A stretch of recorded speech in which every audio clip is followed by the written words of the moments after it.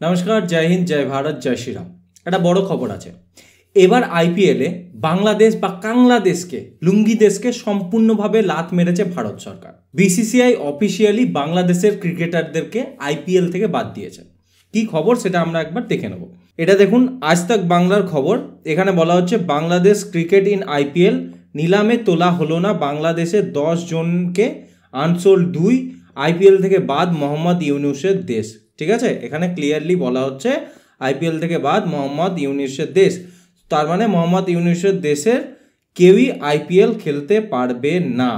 ঠিক আছে, তো দেখুন, আইপিএল অনেক একটা বড় প্রিমিয়ার লিগ, হয়তো বিশ্বের সব থেকে বড় ক্রিকেট প্রিমিয়ার লিগ, এবং এখানে প্রচুর প্রচুর কোটি টাকা, বিলিয়নস অফ ডলার্সের মানে টুর্নামেন্ট হয়, এর মধ্যে ইনভলভ থাকে। এবং এটা একটা মানে যে কোনো নতুন খেলোয়াড়ের জন্যে, মানে সে দেশি হোক বা বিদেশি হোক, তাদের জন্য আইপিএলে নিজেদেরকে শোকেস করার একটা বড় চান্সেস থাকে এবং সেখান থেকে ভালো টাকা ইনকাম করার চান্সেস কিন্তু থাকে।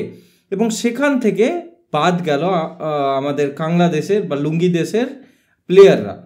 তো এখানে দেখুন, এখানে প্রথমে বলা হচ্ছে যে আইপিএল নিলামে 12 বাংলাদেশি ক্রিকেটারের সংক্ষিপ্ত তালিকাভুক্ত করা হলেও দরপত্রে নামই ওঠেনি 10 জনের। 12 জনের মধ্যে 10 জনের নামই ওঠেনি।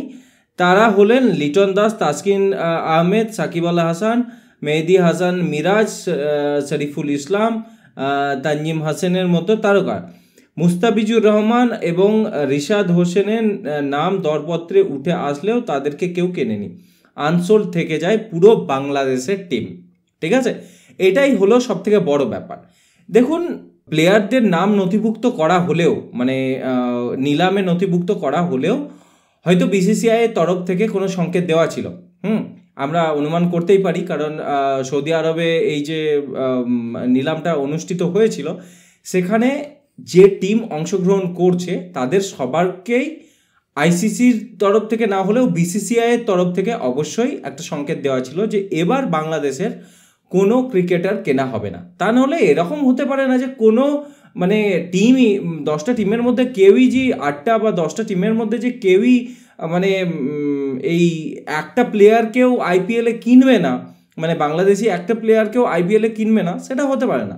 হ্যাঁ, আমি মানছি হেভি ট্যালেন্টেড প্লেয়ার্স নেই, বাট মোটামুটি মানে কাজ চালানো লেভেলের প্লেয়ার্স বাংলাদেশে আছে। ম্যাচ উইনার হয়তো সেরকম নেই, বাট যাই হোক, একটা প্লেয়ারও মানে কেউ কিনবে না সেরকম হয় না নর্মালি, যদি বিসিসিআইয়ের তরফ থেকে কোনো স্পষ্ট নির্দেশ না থাকে টিমগুলোর কাছে। এবার বিসিসিআই কেন এরকম নির্দেশ দিয়েছে বা কি কারণ থাকতে পারে যার জন্য বিসিসিআই এই নির্দেশ দিয়েছে? দেখুন, প্রথম কথা বলছি যে এখন আইসিসির চেয়ারপারসন হচ্ছে জয় শাহ, মানে যে হচ্ছে অমিত শাহর ছেলে। ঠিক আছে, এবং একরকমভাবে সে এর আগে বিসিসিআইয়ের চেয়ারম্যান ছিল। তো একরকমভাবে আপনি বলতে পারেন যে সেই বিসিসিআইকে কন্ট্রোল করে এবং সেই আইসিসিকে কন্ট্রোল করে একই সাথে। সো ভারত সরকারের তরফ থেকে, ভারতের বিদেশ মন্ত্রকের তরফ থেকে হোক, হোম মিনিস্ট্রির তরফ থেকে হোক, বা পিএমও মানে প্রাইম মিনিস্টার অফিসের তরফ থেকে হোক, কোনো একটা নির্দেশ তো ছিলই বিসিসিআইয়ের কাছে বা জয় শাহর কাছে গেছে যে বাংলাদেশে হিন্দুদের উপরে যে অত্যাচার হচ্ছে, যে জনহত্যা বা গণহত্যার তৈরি মানে পরিস্থিতি চলছে, তার প্রতিবাদ করার জন্য এই কাজ করা হয়েছে।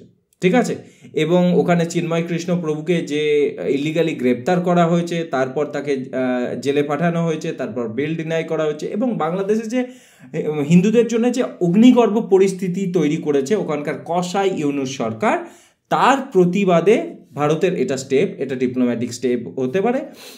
এবং আমরা এটা এখন নিশ্চিত যে অফিসিয়ালি বলা না হলেও আনঅফিসিয়ালি এটা বিসিসিআইয়ের কাছে থেকে এরকম নির্দেশ সমস্ত টিম পেয়েছিল, সেই জন্য কেউ কেনেনি। তাছাড়া এরকমভাবে যে একটা প্লেয়ারকেও কিনবে না, এই যে এই মানে কি বলবো, ছোটো লোকের বাচ্চাগুলোকে একটাকেও কিনবে না মানে কোনো টিম, সেটা হতে পারে না। মানে মোটামুটি খেলা জানে, কিন্তু এই সোরে বাচ্চাগুলোকে যখন একটাকেও কেনেনি, তার মানে নিশ্চয় নির্দেশ ছিল বিসিসিআইয়ের তরফ থেকে, এবং সেটা আমরা স্পষ্ট বুঝতে পেরেছি। এবং বিসিসিআইয়ের এই যে পদক্ষেপ, তাকে আমরা অবশ্যই খুব সাধুবাদ জানাই। কারণ দেখুন, প্রতিবাদ করার বিভিন্ন রকম স্তর হতে পারে, ডিপ্লোম্যাটিক প্রতিবাদ হতে পারে, রাস্তায় নেমে প্রতিবাদ হতে পারে, সৈন্য পাঠিয়ে প্রতিবাদ হতে পারে। সো এটা এক রকমের প্রতিবাদ যে বিনোদনের সব রকম মানে কি বলবো প্ল্যাটফর্ম থেকে বা অন্যান্য যেসব দ্বিপাক্ষিক প্ল্যাটফর্মস আছে সেখান থেকে বাংলাদেশ বা বাংলাদেশকে সম্পূর্ণভাবে বাদ দিতে হবে, তাদেরকে আইসোলেট করতে হবে। এটা হলো একটা বড় স্টেপ এবং আমরা খুবই প্রশংসা জানাচ্ছি বিসিসিআই এর পদক্ষেপকে, যে বাংলাদেশি শুয়োরের বাচ্চা ক্রিকেটারগুলোকে লাথ মেরে তাড়িয়েছে আইপিএল থেকে। একটা ওই জানোয়ারের বাচ্চাগুলোর মুখ আমাদেরকে এই আইপিএলে একটাকেও দেখতে হবে না, এর জন্য আমরা খুবই খুশি।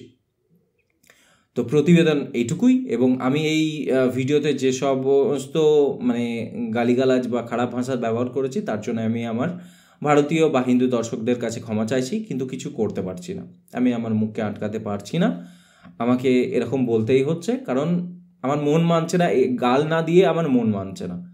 কারণ যে সমস্ত জিনিস বা ঘটনা ঘটাচ্ছে এরা হিন্দুদের উপর যেরকম নির্যাতন করছে, তাতে আমার মুখ দিয়ে এর থেকে ভালো কথা ওদের জন্য কিছু বেরোতে পারে না।